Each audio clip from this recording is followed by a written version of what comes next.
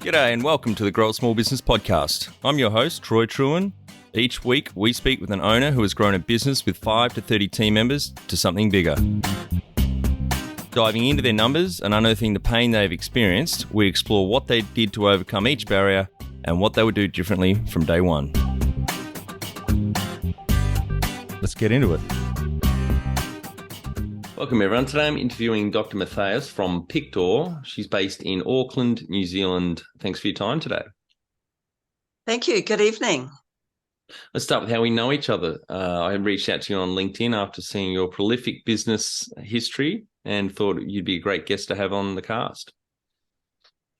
Well, thank you. As you know, I'm quite a prolific, I have periods of being a prolific LinkedIn user.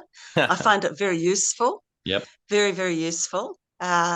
Hit the 6,500 impressions on my latest post, which was quite interesting. But when it's as contentious as that, it's interesting. And I'm sure we'll get to that during the conversation. Yes.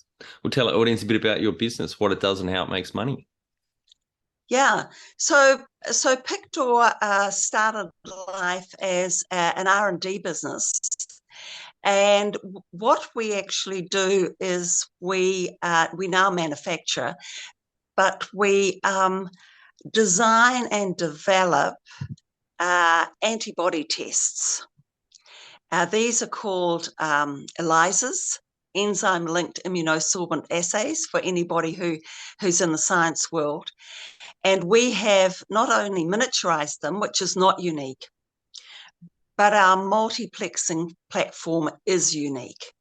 And that is, we take an ordinary well in a plate, like a 16-well plate or a 96-well plate, which is a standard thing that happens in every lab.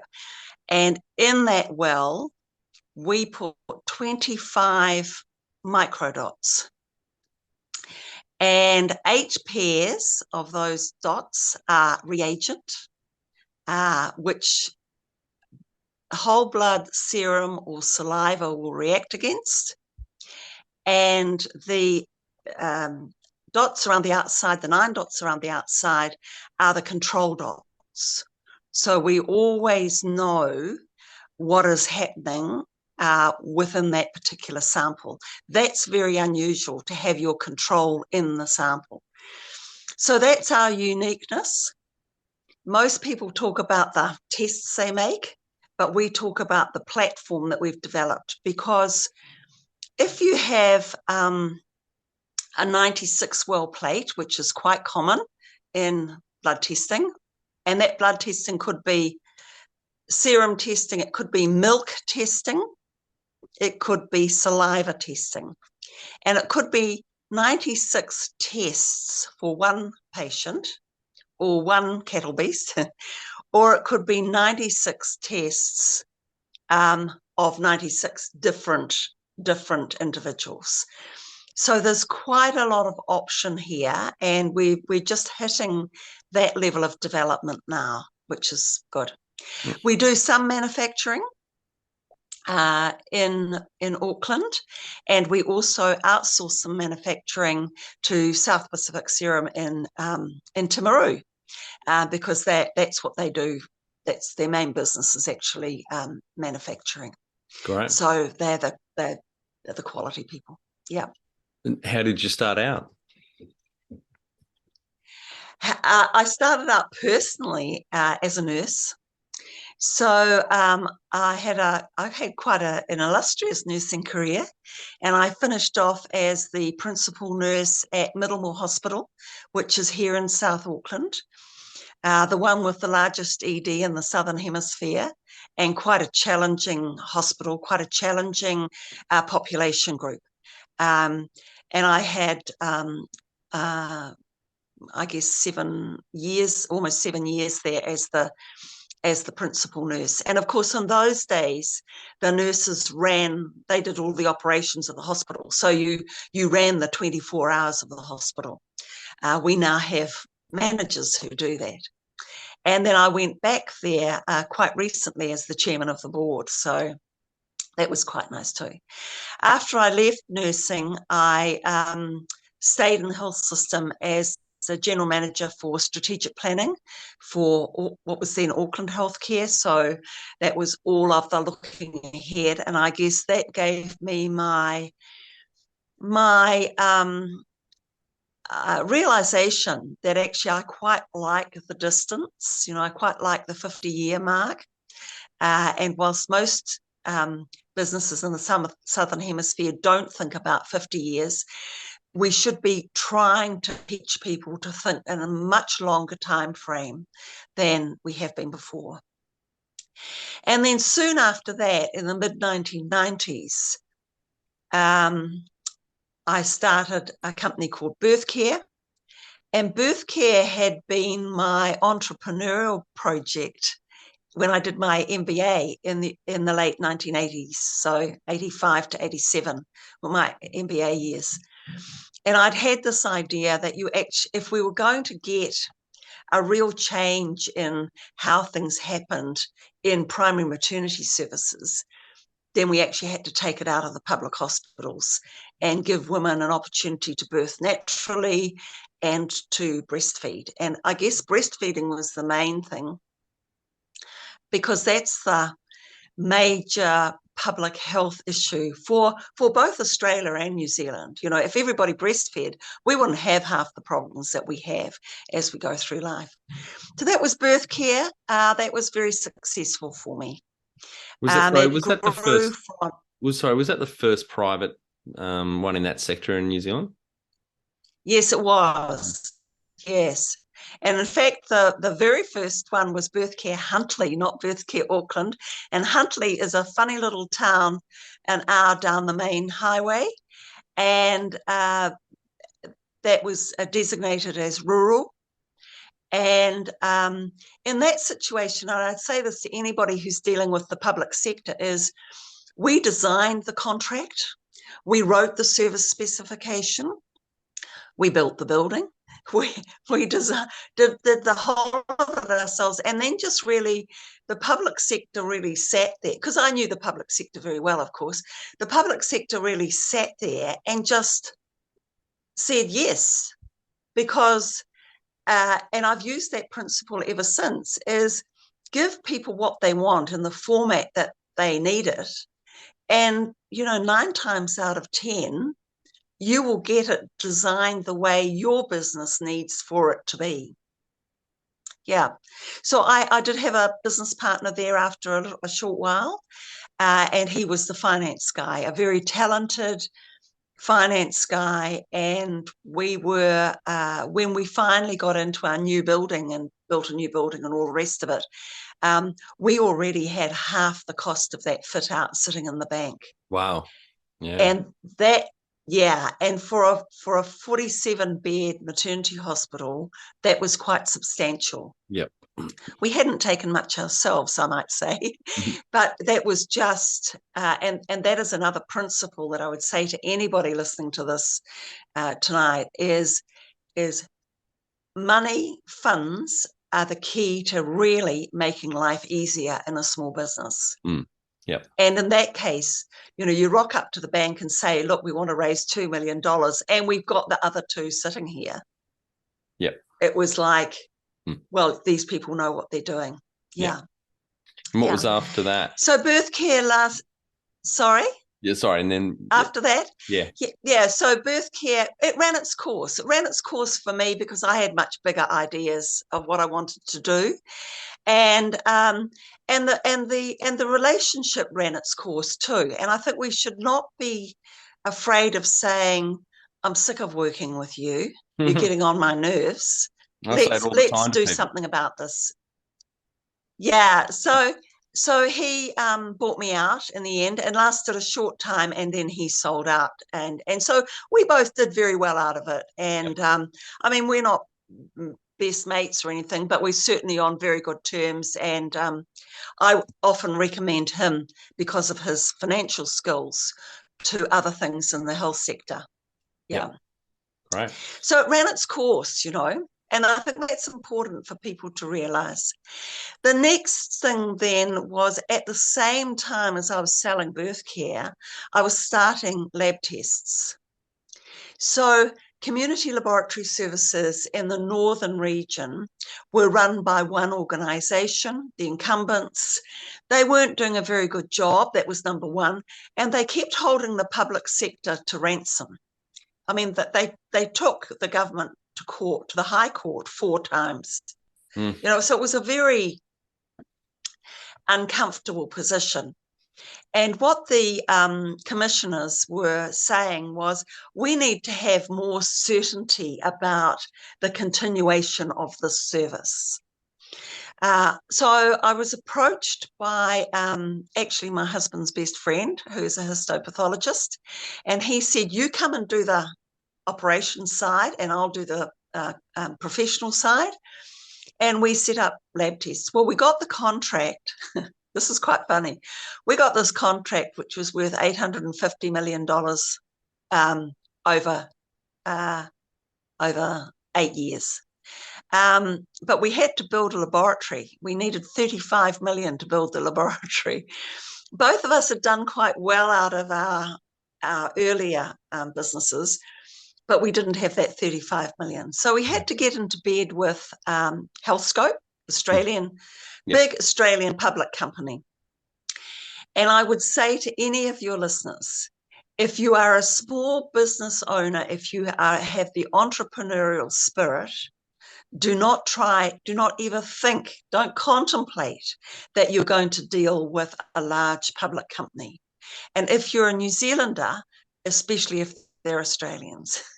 Let's not start talking about the cricket or the rugby, shall we? Yeah. So, but it was a really good learning for me in that dealing with especially public company boards who have no concept of the business and what you're trying to do is a really big challenge. Anyway, there were court challenges over the contract and all sorts of things with that. And after just on 2 years it was, I woke up one day and said, actually, I don't need this in my life. I've got other things that I've got in the back of my head that I want to do. And one of them was in the diagnostics area, but which is sort of where Pictor comes. And I've got other things I want to do in my life. And so they paid me out, and they paid me out and a bit. So I was more than happy. And then I went off and I finished my doctorate. I literally took a year out and finished the doctorate and, came to the beach house and sat there and wrote and thought about things. And for me, that was quite important. I've always been an ongoing learning person, lifelong learning. Yep. And I think that is really important. Doesn't matter what it is. I mean, for me, it was degrees, but nowadays, of course, you've got micro units, you've got all sorts of certification, you've got podcasts, you've got goodness knows what on how you can do that learning. So I did that. That subject was governance, decision-making and governance in the New Zealand public health sector. One important thing for me there was I used the work of a guy called Pierre Bourdieu, a French philosopher, and I used him from an economic perspective because he's all about capitalism and value.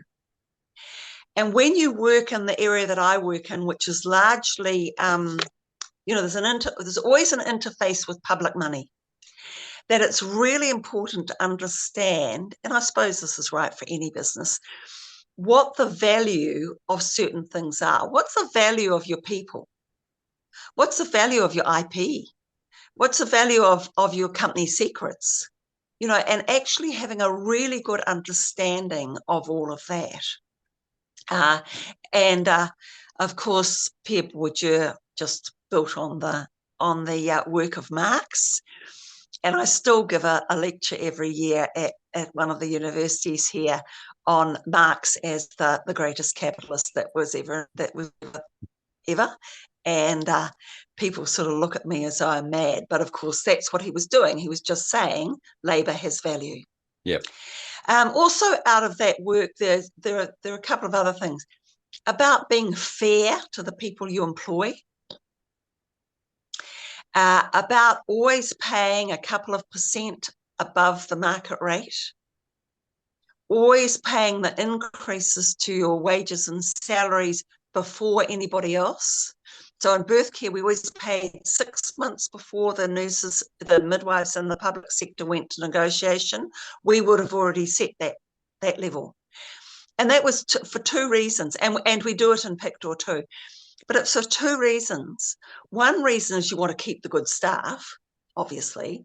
But the second reason is you are then setting the pay rates, because the unions then come in the public sector and they only want to meet what you're paying. If they meet what you're paying, they think they've done well. So it's about having control of your environment, of your ecosystem. Yeah. And before you move on to the next question, the other organization that I have a lot to do with is the Global Peter Drucker Forum. Really? So I was going to Austria every year, which is wonderful because it's in November and it's Christmas and they have all the Christmas. I'm a big fan of Peter Drucker. Did you ever get to meet him before he passed away? No, I didn't. No, I didn't. But I did when I was teaching, because during all of this stuff I've always taught and as well. I did have some very good tapes of his. I have met Stephen Shortell quite a lot over the years. So he's often the interviewer with Peter Drucker. Yep. But the reason that I go to those sort of meetings, and I think it's important for anybody in small business to think about their education, is that you get this wonderful dump of what is current right now, you know? And so actually with the Global Peter Drucker Forum, you're usually a year ahead of anybody else's thinking, because a lot of the universities send their people there so that they can hear about what is going to be the next big thing. So, you know, we've gone from ecosystems, and of course, this year it is doing business in a digital world, and we're far more, and we're not going back to how we were. So, managing that has been quite important, and it doesn't matter what business you're in. Yeah. And we've got one more to go, haven't you? One more recent company. Oh, yeah. So the more recent company is Tend, that is tend.nz. And we are a full service primary care company, but we have a very strong digital offering through an app which you can download at tend.nz. You can be a casual patient even if you're in Australia. So that is always, I'm not sure how you pay, but the app is there. And we now have 90,000 patients. Wow. Geez. So it makes us the fourth largest operator in New Zealand. Yep. And we are privately held. There are how many of us? There are 5 of us, but 4 shareholders, because one's a couple. So four shareholders in there, and then a couple of the staff have got minor shareholdings. Yep. And we learned about that very quickly, that if you've got the best person in the country, probably one of the better people in Australasia as your chief product man, then but he happens to be a man, then you really want to keep them. Yep. And our CMO, Dr. Mataroria Linden, he has a TV show. He's very involved in Maori health.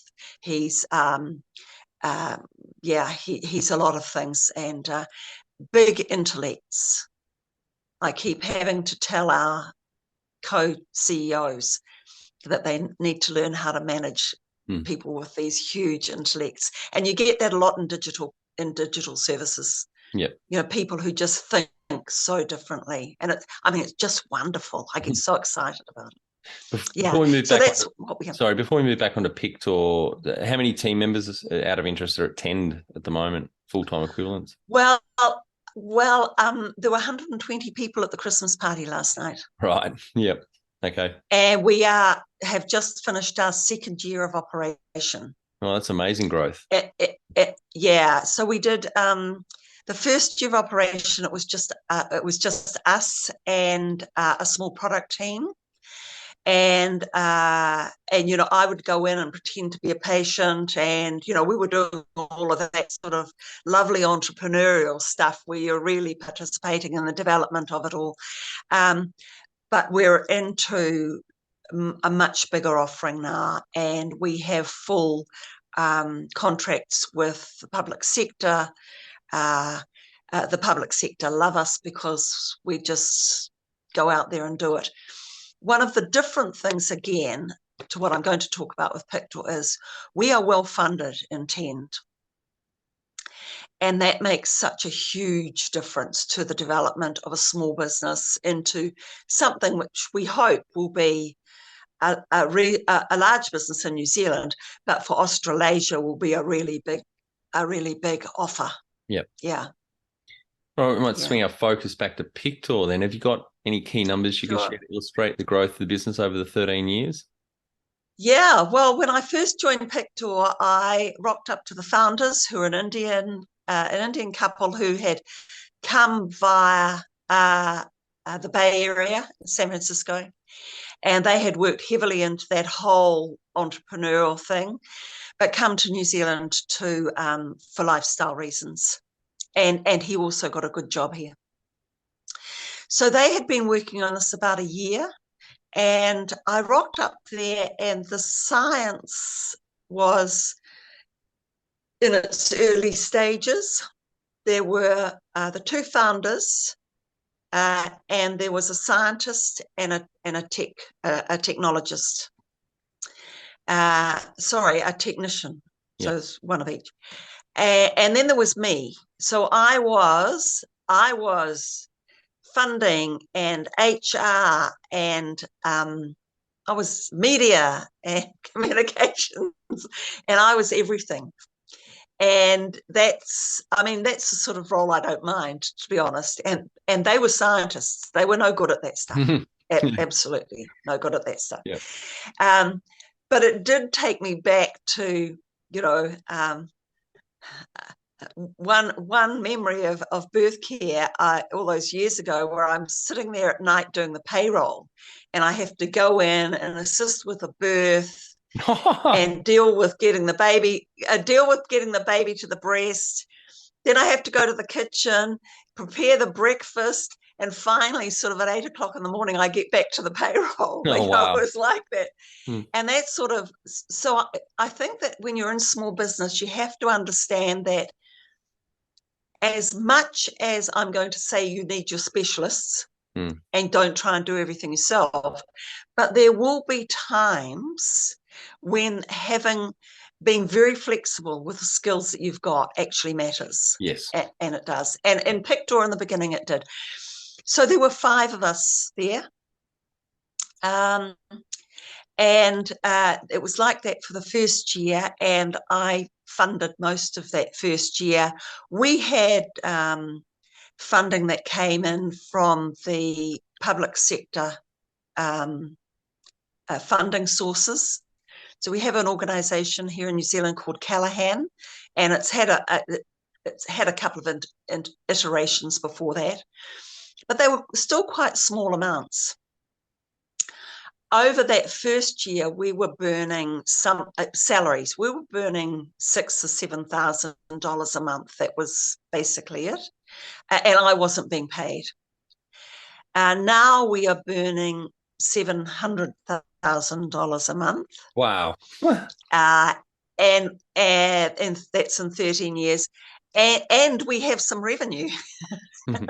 So that's as well as some revenue. So that's been the growth. So while 13 years sounds like a long time, in the biotech and medtech areas, they say as a rule, you should have proven your science around the 8-year mark.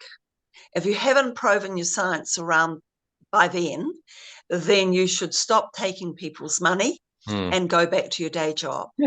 But we had science that worked, and even for 7 years ago, we set up India, and we were immediately selling into India.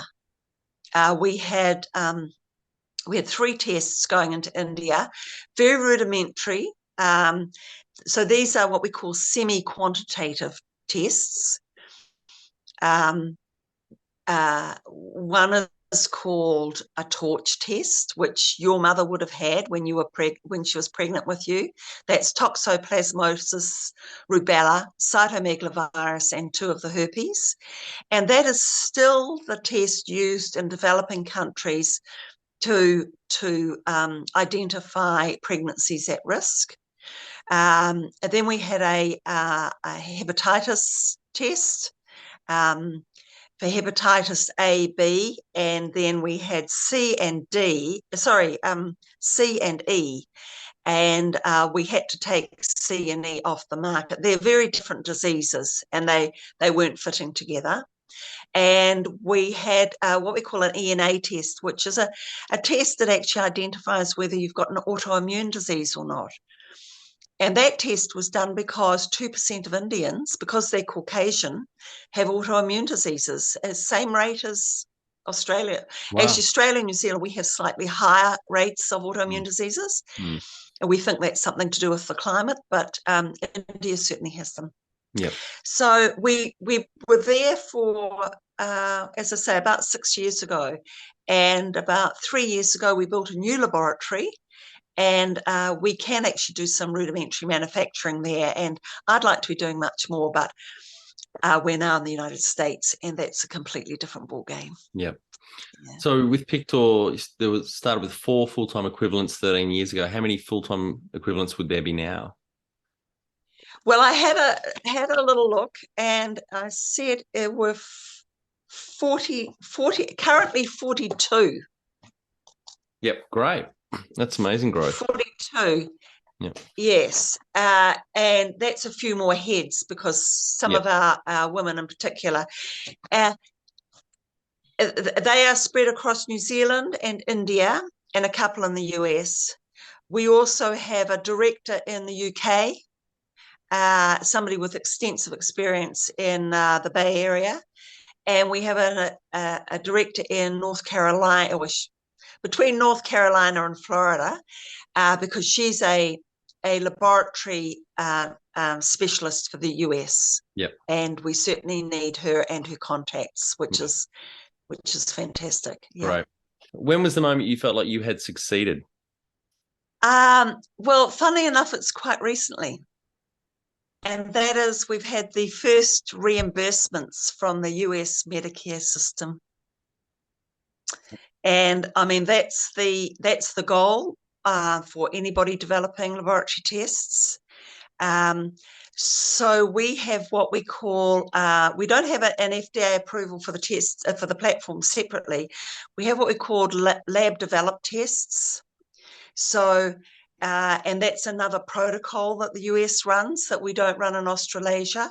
I mean, in Australasia, you've either got to be good and proven or not, basically. But in the US, you can actually do a lab developed test, which is a whole protocol that they sign off. And it's been very valuable for us, actually. And as I say, they will reimburse on that. So we're now reimbursing every week. Getting reimbursements every week, which is great. So that's through a couple of smaller companies. Mind you, smaller companies, they're quite big for Australia and New Zealand. Where one of them has 300 residential care units. And we are doing all of the COVID testing for those units. And another one has a mobile system where they go around to various private hospitals. And we are talking with LabCorp. So LabCorp is one of the biggies. LabCorp and Quest are the big laboratory operators, and so that's good. So that's probably the sign of success. The other sign of success is we have now moved from just being a human, which is whole blood, serum, or saliva. Saliva has just come this year. And the importance of that is, think about how easy it is for you to give me a sample of your saliva. Yeah.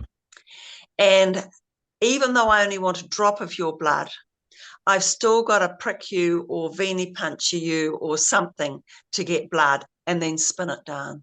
Yeah. So that's really important.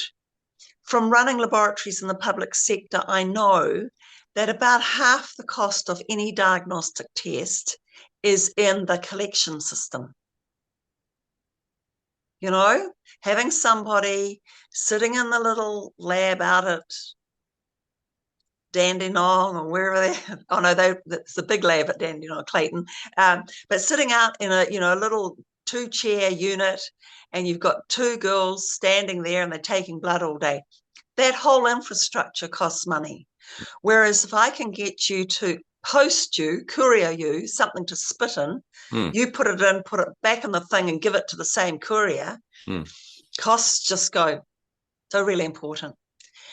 So we have now got over all of that, and we now offer tests in the veterinary area.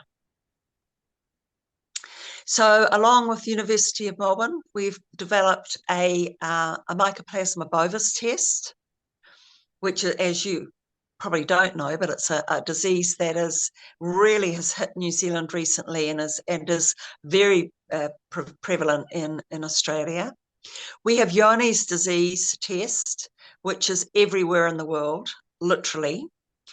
And there is a connection between Johne's disease and many of the large bowel disorders for humans, like irritable bowel syndrome and those sorts of things, so to do with milk. And we also have a bovine test. So that's success. Success is being able to use our platform to do a number of different tests. Yeah. And getting paid for it. Yes, of course. Number one thing you'd recommend to marketing a fast-growing business? Getting out there and telling everybody about what it is you're doing. And it's not just the big marketing exercises that we do, say, in Tend, where we're very much on social media. Dr. Mataroria produces something every week on whatever the disease of the week is. We have the nurses coming, or senior nurses coming on, telling us about breast screening or prostate screening or whatever, and so forth. So it's not that overt marketing in our case. It's actually making sure that when you write a scientific publication, everybody in the world knows about it.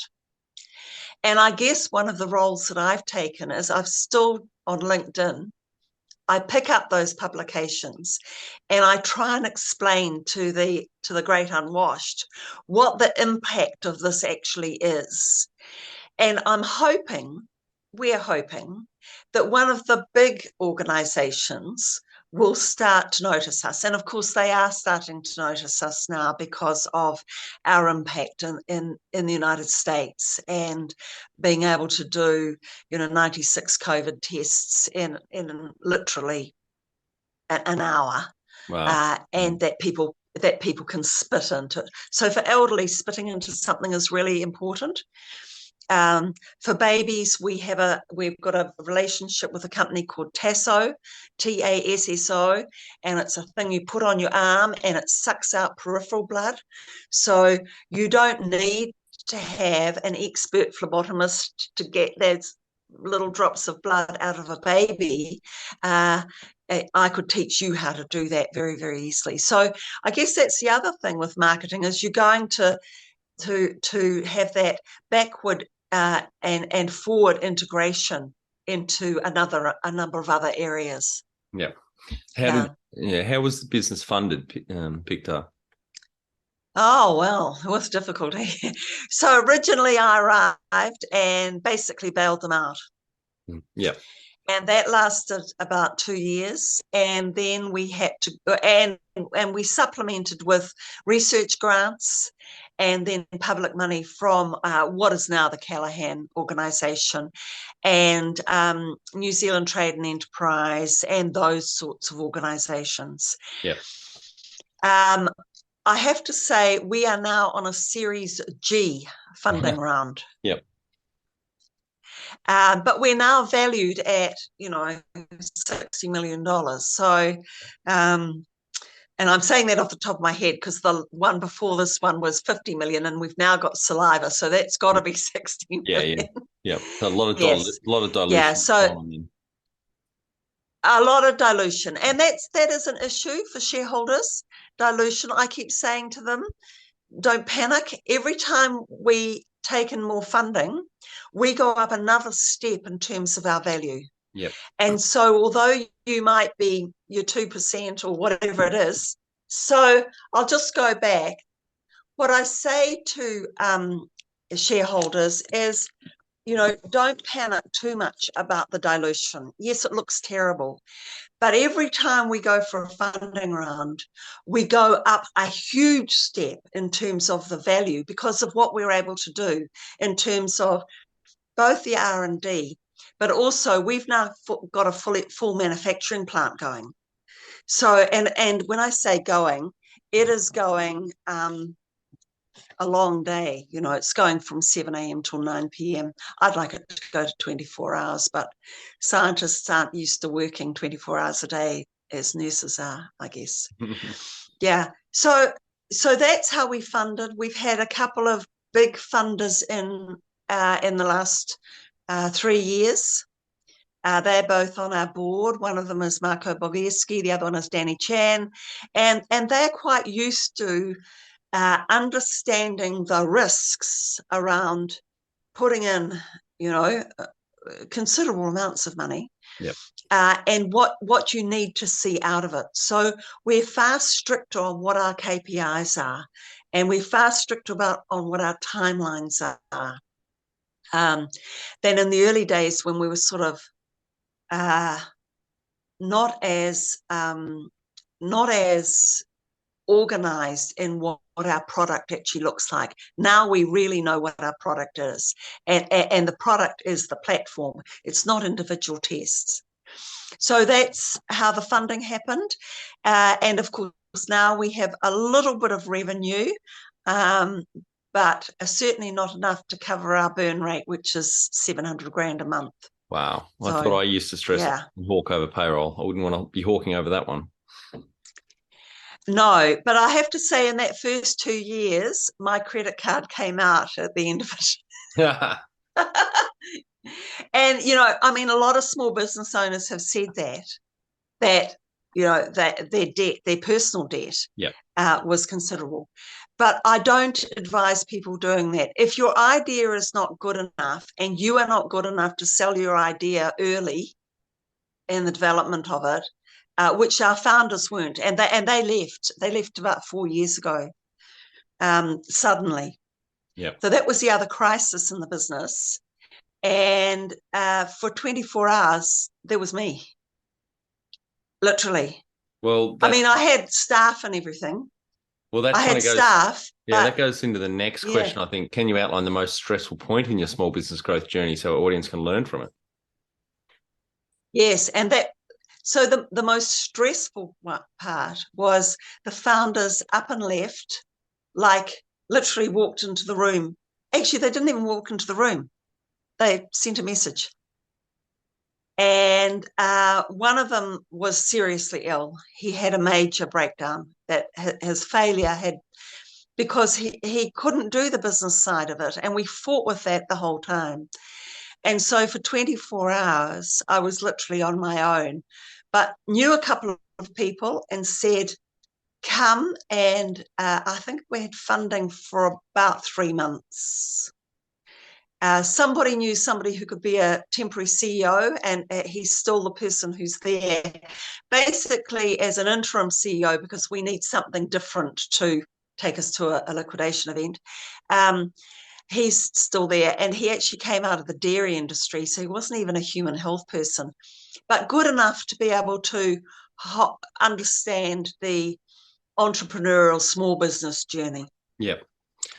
And I also found somebody I had known from many years ago who was very active in the startup business, Maxine Simmons, and she came on and became our chairman. And then, so there were the two of us for another month or so, and then we gradually built up a bit of a board so that I wasn't carrying the whole of the operations thing myself. Yeah. So that was the crisis. I thought, my God, I've put all this money into this company. The idea is good. The science was developed enough to know that it was going to work and be of use. But like a lot of small businesses, you run out of money, you have to close the doors. And I guess that's where my governance background comes in. And you've got to watch that the whole time. Definitely. Yeah. What area in business do you feel you've had to work on the most to add the greatest value? It's been the manufacturing. So we are established as an R&D business. We're very good at it. We have fabulous staff in the R&D area, creative staff that can think laterally, but our manufacturing has let us down on a couple of occasions. And I think the learning there is do what you do well and get somebody who does what you don't do well to do it. Yep. And that's what we've done with South Pacific Serums. We've actually said to them, here is a whole bulk of, and it's basically our COVID test because they're going out the door. We can't make them quickly enough. You produce those. So with our COVID test, we are the only COVID test in the world that can test for both the nucleocapsid protein and the spike protein from the same sample with the controls on the same sample. So that's because we do it in this miniaturized version. Yeah. Other people take a sample and do it in 3 separate tests. Yeah. Yeah, so that's a learning. And in New Zealand, we just don't have enough people who do that sort of manufacturing. So that's what we've done. And it's early days, but it seems to be working. Yeah, great. What area in business do you feel you've had to work on the most to add the greatest value? I think the biggest challenge in the medtech or biotech areas is actually getting people to understand exactly what the product is that you're developing, because it's highly technical. And in our case, that's been the same. With Pictor, it's an antibody test, and it basically uses very traditional, well-known technology called ELISA. But we've miniaturized it and multiplexed it. There are a few miniaturizations around, but nobody else has multiplexed it to the extent that we have. And so you're talking about in one little well, you imagine a plate with wells on it. One little well, we can do 9 tests. They can be 9 tests for the same disease or 9 different diseases, as long as we can make it work. And that's technical in itself. And we have that on a 96 well plate. So we can do volume, which might be 96 different patients having the same test, or one patient having 96 tests, although we haven't developed 96 tests yet. But that's the potential of this technology. And so when you go out to convince somebody that that's what your technology can do, I'm quite good at recognizing the moment the eyes just glaze over. Funnily enough, the people who get it are people like farmers who are used to testing large numbers of cattle, or cows. And we, of course, have a couple of tests in the bovine area, Johne's disease and Mycoplasma bovis, both of which are endemic in the world. So there's huge potential for our technology. But that's the biggest challenge, is actually saying, this is what it is you're investing in, and this is what we believe it can do. And of course, now, 12 years down the track, we've demonstrated that you can actually do it. What have you enjoyed the least about managing fast growth? Funding. Yeah, Funding.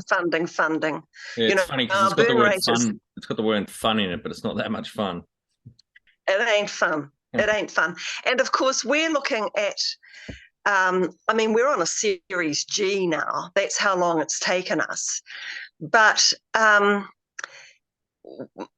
funders in our area either want to do a little bit, a couple of $1 million, or they want to do 50 million. And we haven't yet, we're only just at the stage of saying, yes, actually, we can spend 50 million. We know what we would do with 50 million. Whereas even 3 years ago, we wouldn't have been able to legitimately say, we can actually, spend your money wisely, sort of thing. Yeah. We would have, of course, but that's the least, and of course, my advice to everybody is, from the get-go, you need to have a pretty good idea about where your money is going to come from, because you can't live on silver beet forever, What do you love most about growing a small business? I think it's the excitement, the dynamic. For us, it's the science. We get so excited. COVID came along, you can imagine. You would have been like a kid in a candy store. Absolutely. And that's the thing that's happening. And you've got people now, we have people from all over the world, from all the big universities, from everywhere, calling up to say, do you think you'll be able to do X, Y, and Z? And this stuff is really so good. And of course, we've got LabCorp in the States very interested in using our product, which is like, this is big stuff. So, when you say, growing a business from nothing to big, I thought that Birthcare, my first business, was big, but it wasn't really. It's just a couple of little hospitals. Yeah. This could be really quite big. And that's the excitement that keeps any entrepreneur going, I think, is the fact that it's exciting. Yeah. What has been the biggest mindset shift for you in your small business growth journey? I think it is that whole thing, understanding that things don't happen overnight. And if you are in the tech area or the science, if you're in general tech, especially in IT, somebody else is doing the same thing. They've had the same idea as you. That's one. You've got to get out of the habit of thinking that your product is unique. And I guess the other thing is actually holding on to that resilience that, I'm on business number 4 now, but I can tell you that I've had to be so resilient in this particular business, number 3, because it has taken so long, and sticking with it and understanding that in 12 years, science has changed around this stuff.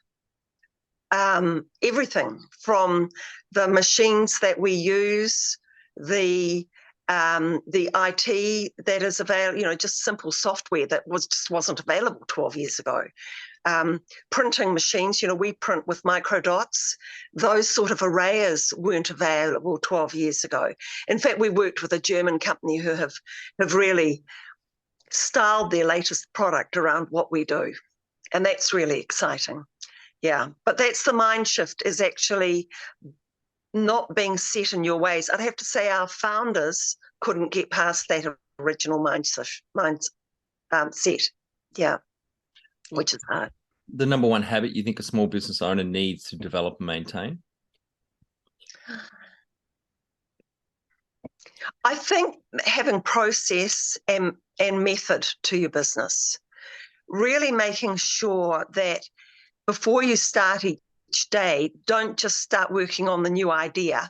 Make sure that your hygiene of your business is tidy, because you can't be worrying about what your balance sheet looks like or, where the cash is coming from.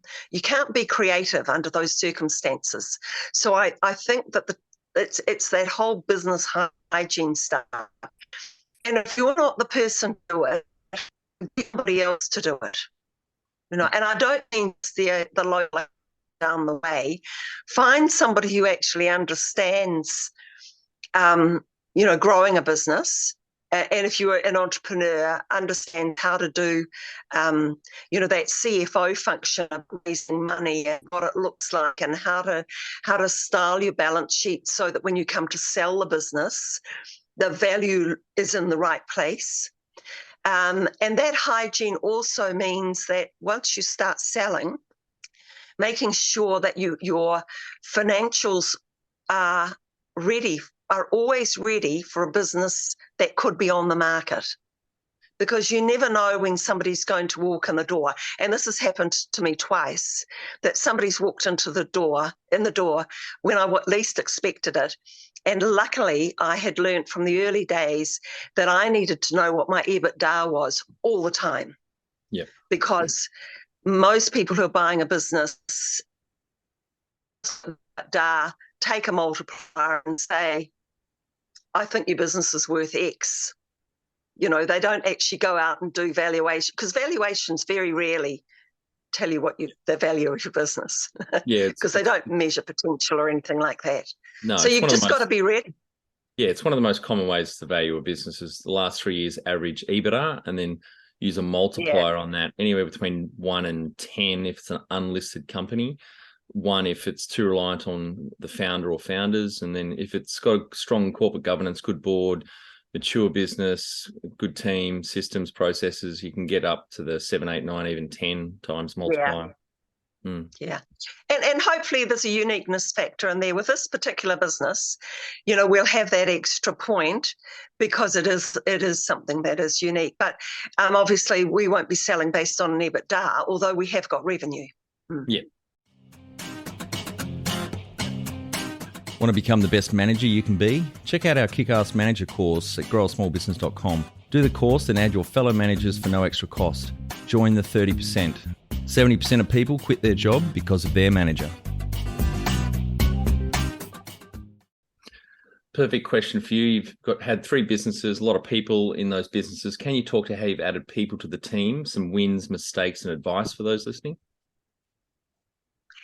Well, in this particular team, the hardest thing has been finding the science actually do the science that we want them to do.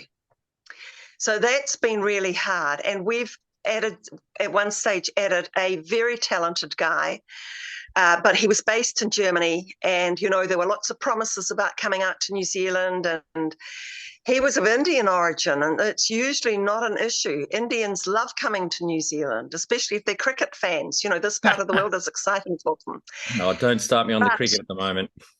Yeah, but in that case, he came out and even started looking at property and schools and all the rest of it.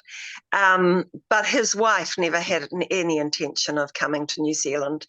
And, sometimes that's a cultural thing. People tell you stuff because that's what they want you to know. However, he did a lot of stuff for us. And one of the major scientific things that happened with our business happened during that time, even though it was an expensive period. But and he did a lot of publications. And of course, in our field, we need people to be publishing all the time. Yeah. In other areas, it's been using the summer programs at University of Auckland and taking PhD candidates.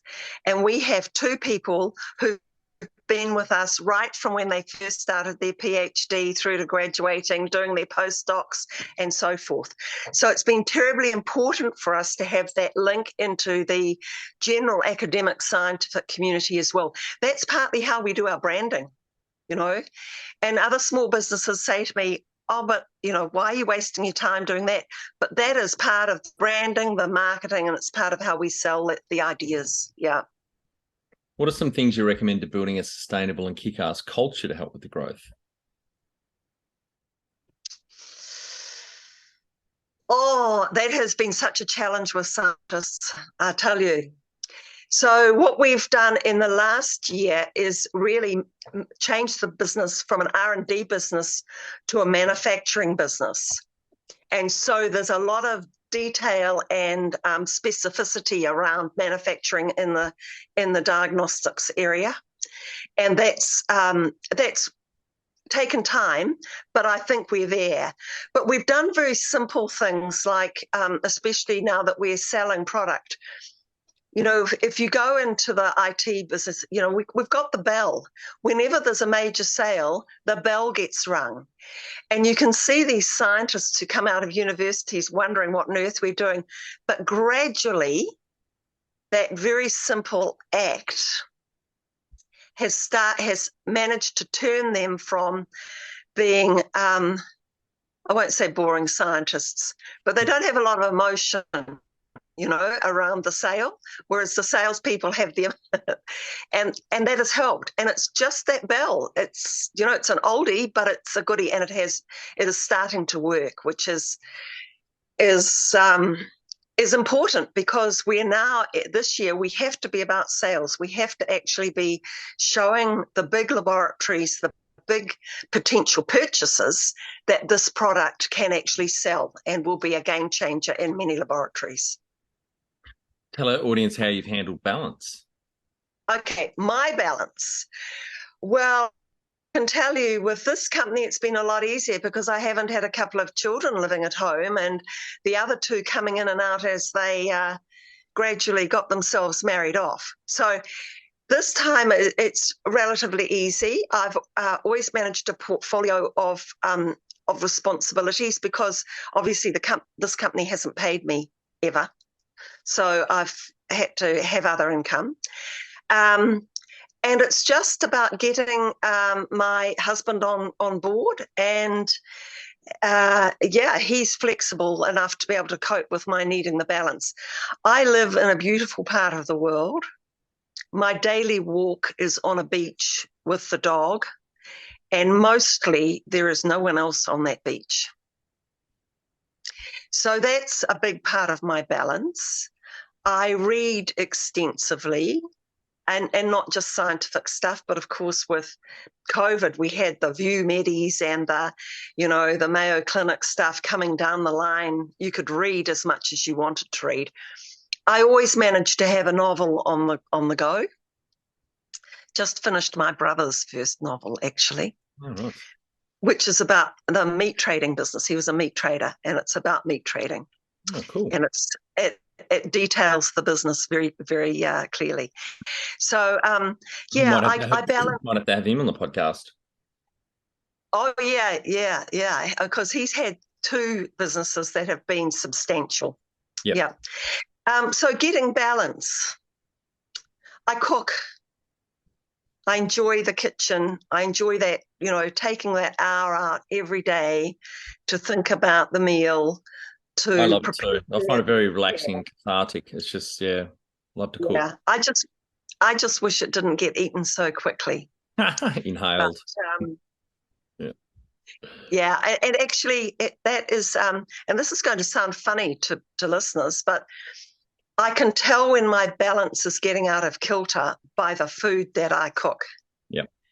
So if you end up with spag bowl and macaroni cheese and, simple casseroles for the week, I know that my creativity and my balance is not right. Yeah, I'm the same. If I'm just cooking to survive, there's actually three. I'm going to add that to my list. There's a fourth one. There's three barometers to tell how busy I am. One, if I've got a beard, which I have at the moment. Two, if my house is a mess. And three, always the last bastion is my car. If it's an absolute mess, then yes, I'm a little bit extra busy at the moment. Yeah. So that's balance, but it's important. But when I think back to Birthcare and lab tests, there wasn't any balance. I mean, I was driven. I was going to deal with it, and I'd be hanging the washing out on the line at 6 o'clock in the morning, and I'd make 4 meals on a Sunday afternoon to get. I was on my own at the time, so I'd get the children and I organised for the week. I think that's the other thing with balance is it comes back to that hygiene stuff, and there's domestic hygiene as well.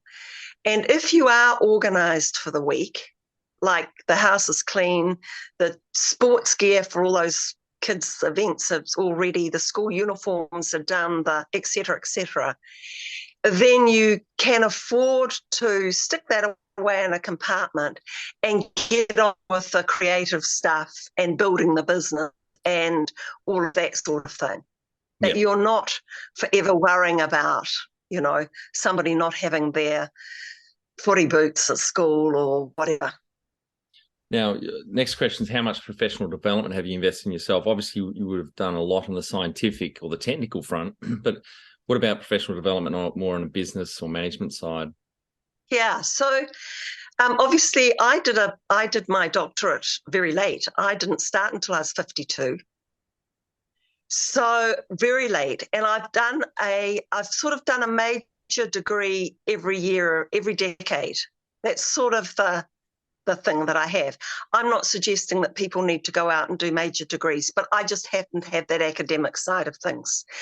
Nowadays, I'm an active member of the Global Peter Drucker Forum. And until COVID, I went to Vienna every year, and I'm hoping to go this year. And they, during COVID, did, 24. God, it was more than 24. It was about 30 hours straight online. Wow. And it was absolutely fantastic. I mean, I had to have a little sleep in the middle of the night, but, it was all there. It was all there on record for later. But that's how I get my major, what I call a dump every year. So this year it was coming to terms with people like Steve Denning, right, and his latest book, which is Reinventing Capitalism in the Digital Age for a Digital World. It's just been printed. My copy will be here on the 31st of the month. So people like Steve Denning he also runs sort of podcasts. I don't know what you'd call them. They're sort of short 15-minute. They're not really podcasts. He just gives you an update of the latest academic stuff in terms of management, and he's really the corporation rather than the small business. But yeah. So that's that sort of thing that I'm using a lot in the last few years. We have a woman here in New Zealand, Frances Valentine. I don't know whether you've heard of Frances. She runs a school called Tech Futures, and she's good for growing a small business too. Actually, put her on your list. And I usually listen into Frances's. She does an update every quarter on technological futures. So she's a futures expert. So she talks about everything from the impact of electric cars and the impact of whatever, She's a person who goes and spends the weekend with Richard Branson and those sorts of things. I do some work even now with Nano Girl Labs. Nano Girl is Dr. Michelle Dickinson. She is her area of expertise is she's a nano engineer, but she also, Nano Girl Labs does education for children in the science area, and she does updates too. But they are really, they're good to she's a good person to tell you what's happening today. Today or yesterday. Yep. Yeah. So that's how I do it now. Yeah. Have you had mentors or coaches along the way? Not really. It's funny, isn't it? I mean, obviously my supervisors for my doctorate were types of mentors, but neither of them were in business. Neither of them were in business. So I didn't, and I did do, with the Institute of Directors, I had a mentor course at one stage. But he was an old school type of chairman. And so not really a mentor as such. Yeah, not really. I am a mentor to 3 people at the moment. Great. Yep. So I do it from the other side. I guess I've always had to go searching for my own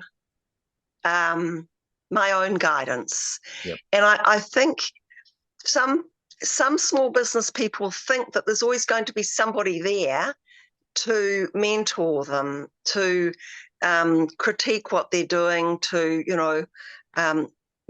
be a mentor. But it's not always that easy, given what your business is. I mean, both my first business and this current business, Pictor, nobody's done that before. So there was no business mentor as such. There are certainly people who can guide you in terms of, for me, the financial side of things or the science side of things. But I haven't been fortunate enough to have that one person who was going to tell me I was going in the right direction. Yeah. You've got a board of directors at the moment. How often do they meet? Do you have independents on there? And Yes. Who's the chairperson? Yeah. So our chairperson is Dr. Maxine Simmons. So she is heavily involved in funding. She's Caramed, which is a fund. She's heavily involved with several other large Cure Kids ventures and so forth. She has been an entrepreneur in the science world herself, doing some unique things in the agri area. So she is our chairman and has been very good. She was an independent up until about 2 years ago, and then a big investor came on board and said, why aren't you investing? So she had to invest. But she's just a small investor. She's basically an independent. Yep. I'm the long termer, obviously, and I'm sort of the institutional knowledge. So we have a specialist independent, Dr. Paul Kinnan. He's based in the UK. He is an experienced entrepreneur in the tech area. His current company is AlsoSure, which is a test for Alzheimer's, and Right. they've taken that to market quite recently. Yep.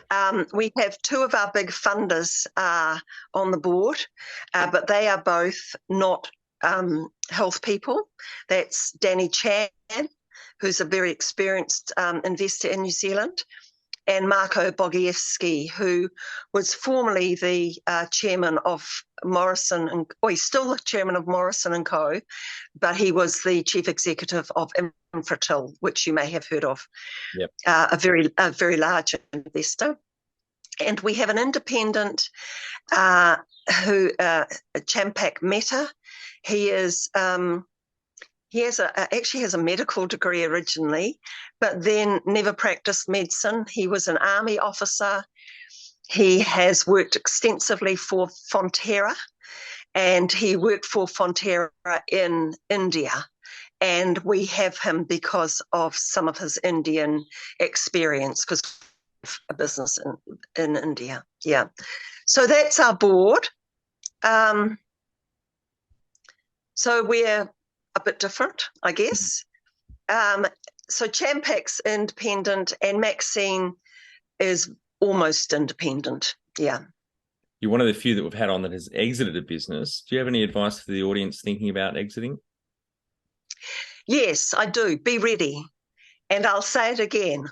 Always have your financial statements, preferably for the last 3 years, but have your financial statements in a format, in a situation that actually demonstrates that you are a growing business. There's no point in trying to sell the business once you've gone over the top of the hockey stick. You've got to be able to demonstrate that there is something in it for the next,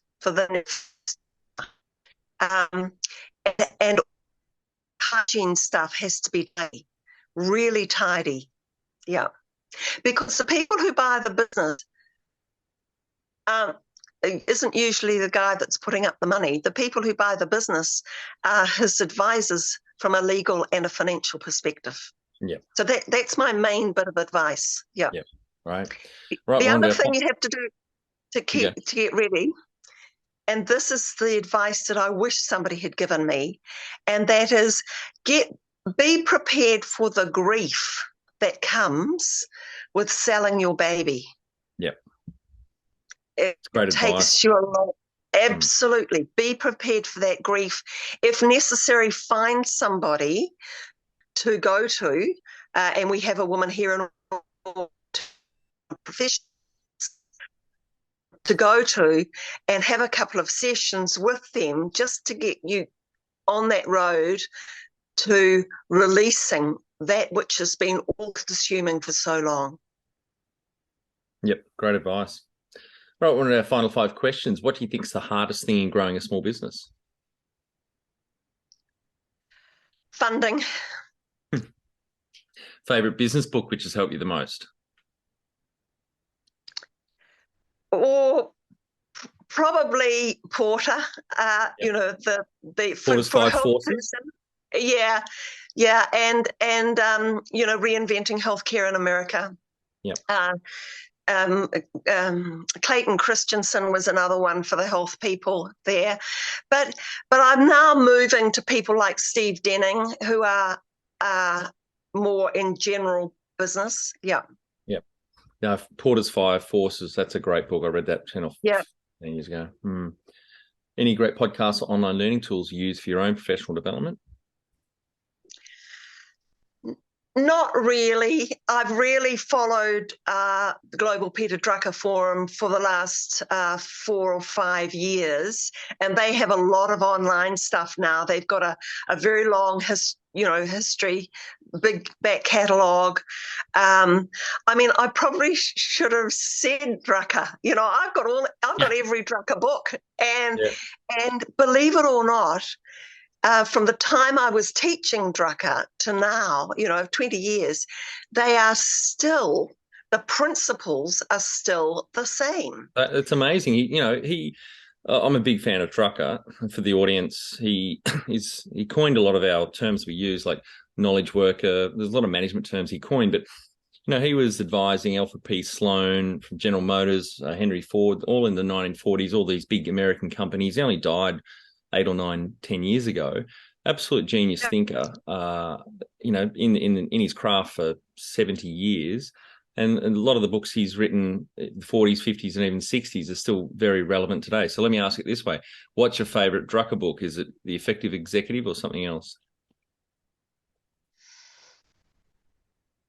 No, probably that's high up there. I've got about 9, I'm having to work hard here. Well, whittle them down to 3 then. Yeah, they're not in front of me. Isn't it terrible? I'm not thinking well at all here. But yeah, I think the point is that when you keep discussing those classics, then you start pulling out the principles of the business rather than what is of interest today and what the latest fad is. I mean, if anybody mentions ESG to me again, I'm going to say, surely you did triple bottom line, you did quadruple bottom line. Yep. Surely you're a moral and ethical person, and you do things safely for your community and your whatever, you know. And if you go to anything in Drucker, you find that those principles are all there. Anyway, the leadership ones are probably more of interest to me, because I think, you know, you can do almost anything in a business with the right leadership, and leadership for different times, of course. But leadership, people will give you 200% all the time. Yep. Yep. My favorite Drucker quote probably is, there's only two things in business that generate value. That's marketing and innovation. Everything else is a cost. The purpose of a business obviously is to create a customer. That's what he says. But that line just stuck out for me. Marketing and innovation add value. Everything else is a cost. Yeah. And I think culture eats management for breakfast, which I think is always... That's one of his quotes. I only learned that a few weeks ago. Someone showed that to me, that culture eats strategy for breakfast. Yes. And I think that's one that hasn't actually changed. No. And so I come back to it. If you've got that leadership and got the right culture in your organisation, you know, people will find a way if they're committed to you. Yep. One tool you'd recommend to help grow a small business? A tool, probably what I'm talking to you on, actually. And Zoom, you know, you've gotten close with Zoom through COVID. Yeah. We've had to use it all the time because, of course, I admitted to say that we've got a director who is an independent who's in North Carolina. So we've got New Zealand, North Carolina, India, UK, and we did have people in Germany. So we've been using Zoom and Teams and so forth for a long, long time. So it was quite easy for us to just carry on business, really. But when I say tool, always make sure you have got the best hardware that you can possibly afford. I'm speaking to you of a Samsung Galaxy Fold 4. It is my computer. Yep. Right. Finally, my favorite question. What would you tell yourself on day one of starting out? Be prepared for the long haul. Don't make any decisions, you know, longer than 3 or 4 years out, because it is unlikely that you will look like, or your business will look like you imagine it's going to look in 3 or 4 years. Secondly would be make sure you understand how funding works in a startup. And that's not the same for all small businesses, of course, you know, where you can actually go to a bank and say, I want money. But make sure you understand those funding streams. And the third one, and not necessarily the last one, is get the right people on board as soon as you possibly can. Yep. As soon as you can afford it. Yeah. Totally agree. You know, don't try and do everything yourself for as long as certainly I did. Yep. Yeah. Great advice. Yeah. Well, thanks very much for your time. I've really enjoyed our chat. I think the audience get a lot of value out of it. Congratulations on the growth over the last few decades. 3 businesses, all very different and exciting, and exiting as well. Obviously, another great experience. So really appreciate your time. Yeah, and keep an eye out for the other business, Tend, because we're really sort of getting going with that now. We did a major merger and acquisition, did I tell you, in November, and that's sort of half the general practices island of New Zealand we now have. So that's what our technology can offer other people. Yeah, which is great. Yeah. Right. Okay, well, good luck. Thank you. I look forward to, goodness knows how you edit this over 3 sessions, but anyway. That's it. Thanks for listening. Please leave a review in iTunes or whatever platform you listen to us on. It means more small business owners will find our cast and help people with their business growth journey.